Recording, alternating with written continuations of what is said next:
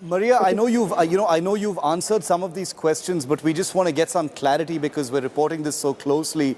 Have there been any advisories from the government, to citizens? Any public messages on what needs to be done, what the next steps are? This has been going on since 2014. I'm sure some structures are there in place. I guess yes, they're in place, but they're not speaking publicly to people.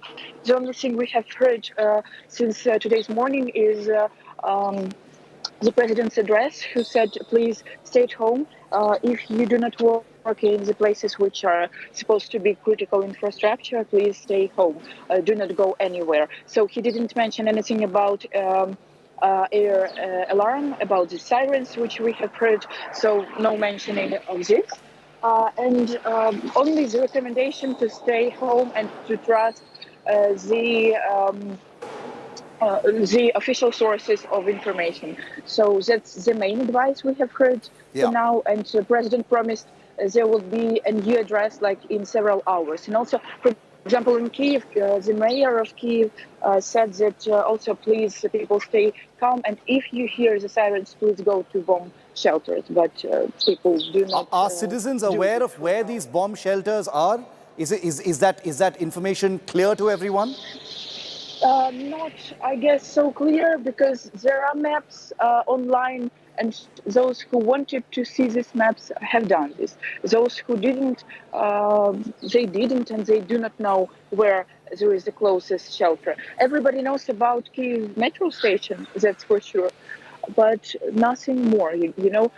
I spoke to different people who live in different places of Kyiv, and they said, like weeks ago, that they don't know where to go if something happens, because shelters are, or they can be small, they can be filled with some rubbish, some stuff which doesn't allow to be there, or businesses can be working there, like the premises for the businesses or offices are also there. So the situation didn't change in 2 months, and today is the day that everybody understood that the warnings we have been hearing for all this time were not just warnings. They are now partially a reality of what we see in our country. Maria, forgive I want to get in just a little bit deeper, because we're trying to put ourselves in your shoes. Is your do you live with your family in Kiev or elsewhere in Ukraine? Are you in touch with them? Can you just, give us a sense of that? Because I don't mean to pry. I just want to know what citizens there like you are going through. Where is your family right now? Are you worried? Will you be looking to leave Kiev? What's the situation in your mind with your family? We are on our phones. We live close to each other, so several quarters from each other. The plan is we packed our stuff, our crucial stuff, and we wait for the information. So if nothing happens, and if the strikes were, they're over, there were several strikes on crucial infrastructure like military posts, military warehouses, and airports. So we will be looking forward to the new information from the government, but no plans to leave so far. So we are ready to leave if it's needed, but we plan to stay in Kyiv, and I guess the only thing for now is to wait and to help the army, which we have been doing for months. So your family must be worried about you, Maria. You've been out there reporting for India Today over the last many days. Are they worried? Because, it's been dangerous since 2014, but now you've got war that's being literally said by the Russian president. Your family must be worried. No, my family is worried as much as I am, because, again, like today in Kyiv, if you didn't know about the news, and if you wouldn't look at people who are packing and leaving, either the military or the civil people, nothing is also different. The only thing is the school isn't working today, and there is far less people than normal. So in the streets, it's casual, it's as usual. My family doesn't isn't worried about me for now. We are in touch, and we know our plan, in general. But what we will do next is depending on what we will hear from the government. So there was a very terrifying moment in the morning when we heard these sounds of explosions. But now it's a little bit calmer, and we are waiting for official address of the government, of Security Council, which is about to deliver the statement. So this is the situation on the ground for now in Kyiv. Stay with me, Maria, for a moment. I want to put Gaurav Sawant on our screen. I know you know Gaurav Sawant is our senior executive editor. He's in the Donbas region right now. He's in Donbas right now. He's been reporting from there since this morning. Gaurav, Maria, who you know, is in Kiev. Gaurav is in Donbas. So we're covering all parts of Ukraine. And in just a moment from now, we'll also have, a reporter in from Washington and from Moscow. But Gaurav, coming to you, lots of military movements. Lots of, vehicular movements along that column that you've been, reporting from since the last 48 hours. You've had the Ukrainian finance minister talk about airstrikes on, peaceful Ukrainian cities like Kyiv, where Maria is reporting from now. Are you getting a sense that strikes of that kind have started to happen, Gaurav? Shiv, the blasts have certainly started. The frequency, of course, increased from last night. Not as much here where we are right now in Mariupol. A couple of blasts have been heard even here. But just look around. This road that usually would be jam-packed there's absolutely no vehicular movement here at all. Now, this is the situation just on one street here in Mariupol. But look all around. Since emergency has been imposed here, people have been asked to stay indoors. Of course, reservists also called out now by the Ukrainian President Vladimir Zelensky to come join the national effort to protect Ukraine from a Russian attack. Now, is that invasion also happening? Look, Shiv, there's a lot of information warfare that is also on at this point of time from the Russian side. And that's a part of war to break the morale of the adversary, to break the morale not just of the forces, but also of the people of the country. So you see on social media lots of images of tanks and aircraft and bombing. But on ground, we're still waiting for official authentication and facts being given before we are able to put them out. What we're able to see on ground: 1, explosions; 2, military movement; 3, a lot of emergency vehicles moving in this area; 4, people being asked to stay where they are as much as possible. You know, the question that you'd also asked Maria about bomb shelters and bunkers and where people can go. Well, metro is one place where people have been advised to go in buildings that do not have bunkers, to go to metro stations, go underground.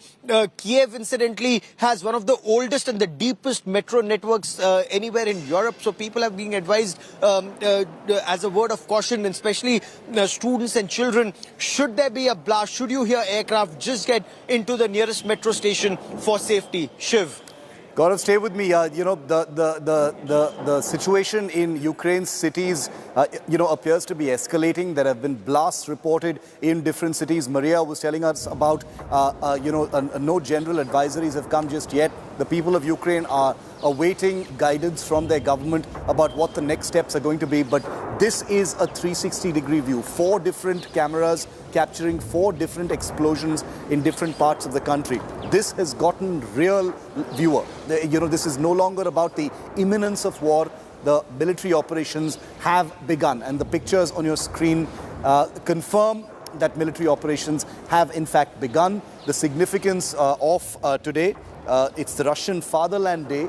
The defense of the Russian Federation has a great deal of historical significance as well. A great deal of metaphors used about the Cold War, about World War II as well. We'll have all of those on your screen in just a moment from now.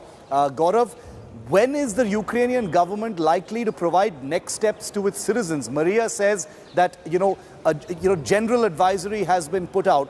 When are you hearing that the Ukrainian government will give citizens a clearer picture? Shiv, the Ukrainian parliament discussed imposition of emergency very extensively yesterday, and before a decision was taken now about imposition of martial law. And this is about defense of their land from an invasion is what we are hearing from the government. Shiv, one aspect is very clear. The people, especially where we are in the eastern part of Ukraine, and this is a place that has seen strife 2014 onwards.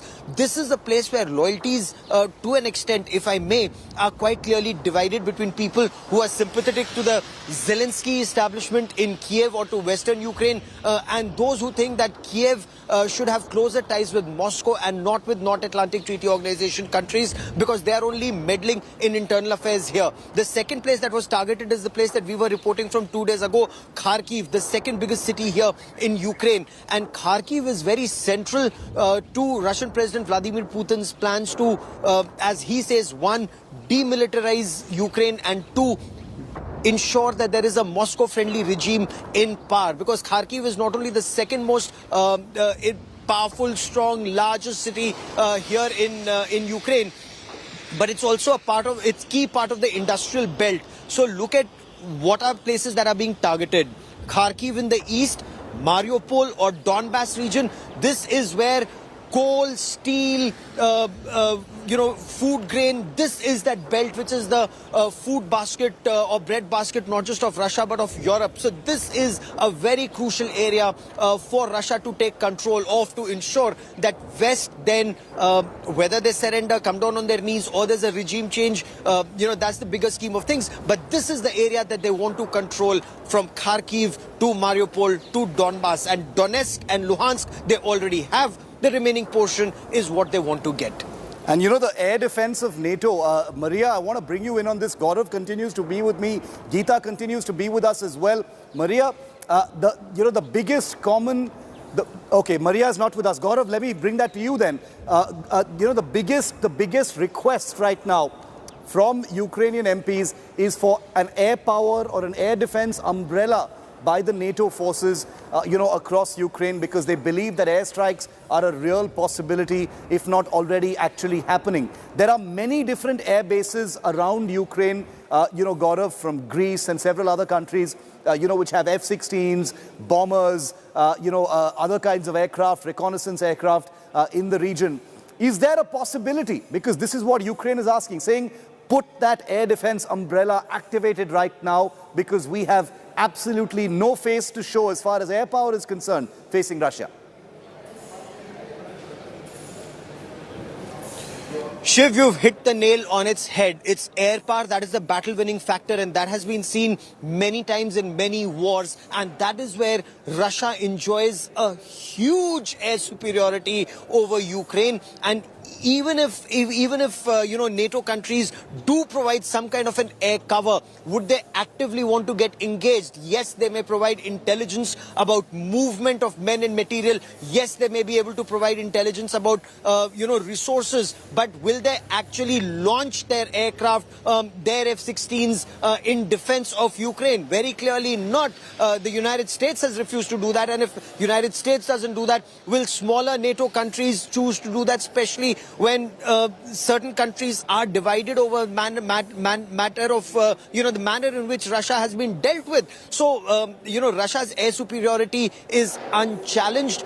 How will Russia be countered? Nobody is going to use their aircraft or their missiles to counter Russia. And this is where Russian air superiority will be an absolute game changer in this battle. This bombing right now is only to soften the targets. Once the targets are softened, then they move forward for the next step. Gaurav, there's some breaking news coming in. Gaurav, there's some breaking news coming in. The Ukrainians have just said that the Ukraine government has just claimed that 5 Russian planes have been shot down. We don't know if this is confirmed or not, but this is an official claim being made. The Ukraine says it has shot down 5 enemy planes and helicopters.